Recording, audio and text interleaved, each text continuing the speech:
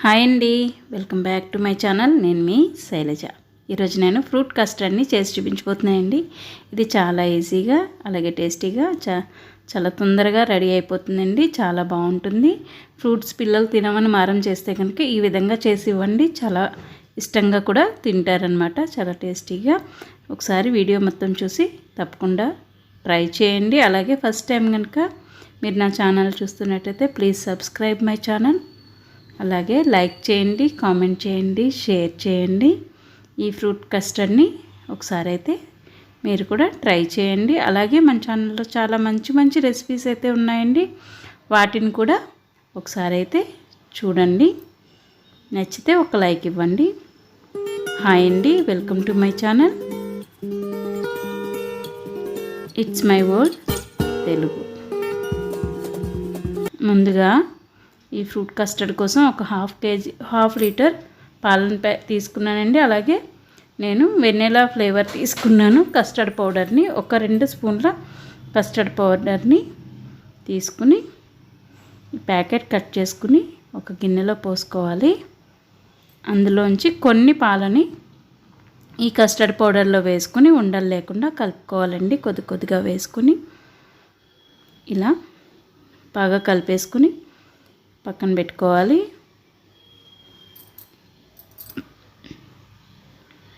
ఇలా ఉండలు లేకుండా కలుపుకోవాలండి. అలాగే స్టవ్ వెలిగించుకుని పాలని అయితే మరిగించుకోవాలి.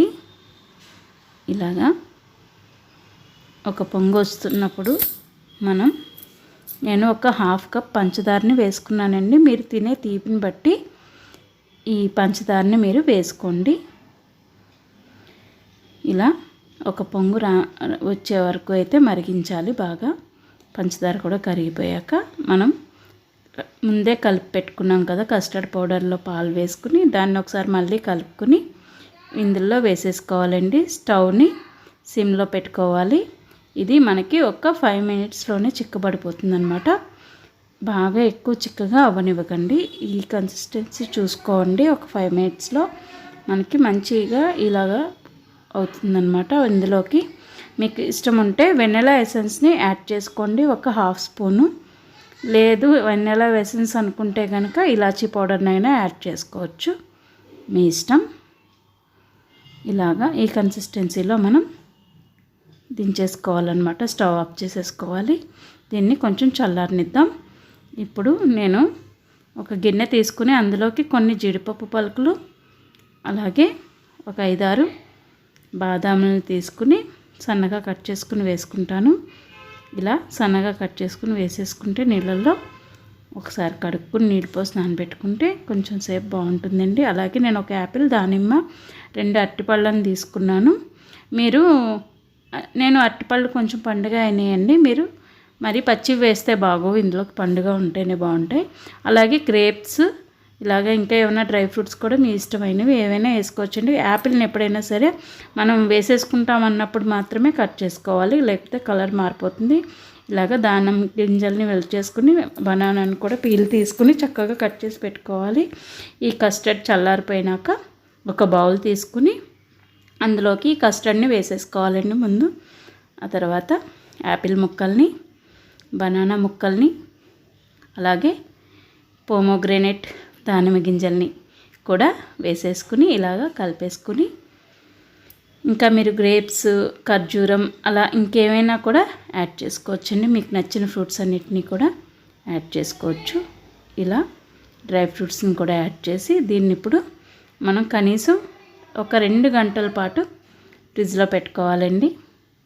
దీన్ని ఒక 2 గంటల పాటు అయితే ఫ్రిడ్జ్లో పెట్టుకుని సర్వ్ చేసుకుంటే చాలా బాగుంటుంది. ఎవరైనా ఫ్రెండ్స్ వచ్చినా, ఎవరైనా బంధువులు వచ్చినా చక్కగా రెడీ చేసి పెట్టుకోవచ్చు.